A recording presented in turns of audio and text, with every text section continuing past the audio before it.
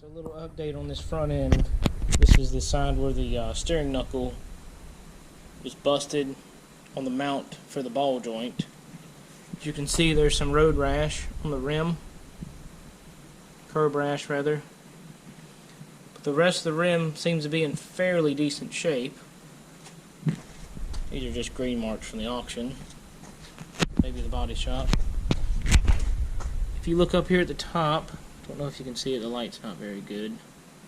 Get my phone out. Lighting here. You can see there where it's silver, which is where the rim is actually bent.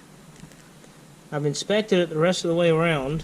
It seems to be okay. You can really see where I welded there. This was just to get it off the trailer because I did not want to fork it. Just to be safe. But tonight, what I'm going to do is pull this tire off and assess the damage of the knuckle. And then I'm taking the tire to a local RDX rim repair place tomorrow. They said they can repair it, so I have an appointment and we're going to see what happens. So I finally got it jacked up. I pulled the wheel off to get it repaired. I'm being safe using a jack stand and the jack as a backup. I do have the car on some 12-inch wooden blocks, 12 by 12, just to get it off the ground so I can work on it.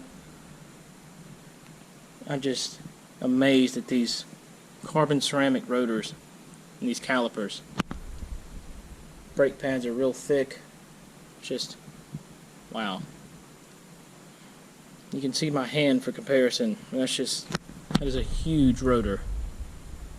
I'm in the process of taking the caliper off.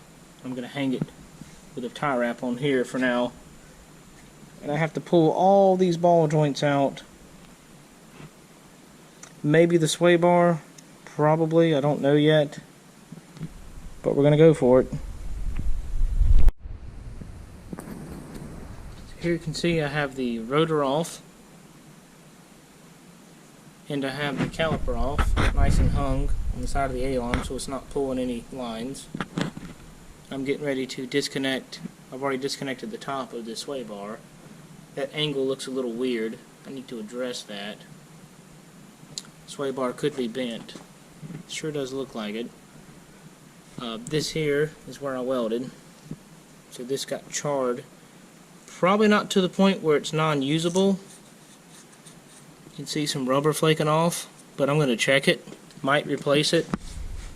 Could weld this side obviously because the rotor was here. But for the most part, everything looks pretty good here. So we're going to keep going.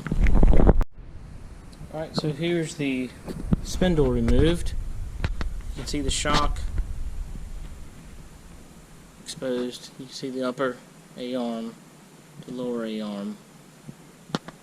So this is tweaked because this mount right here is tweaked a little bit. Don't know if you can see it. It's kind of dark. Try to get some light in there.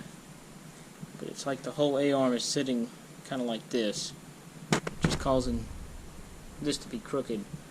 So if we took this on a frame machine and pulled this mount this way, probably work. But we'll see what happens. Here's a very good close-up of the spindle that I welded.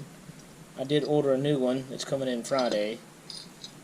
So even though I think I'm pretty good at welding, it's probably better to replace a forging like this, no matter what.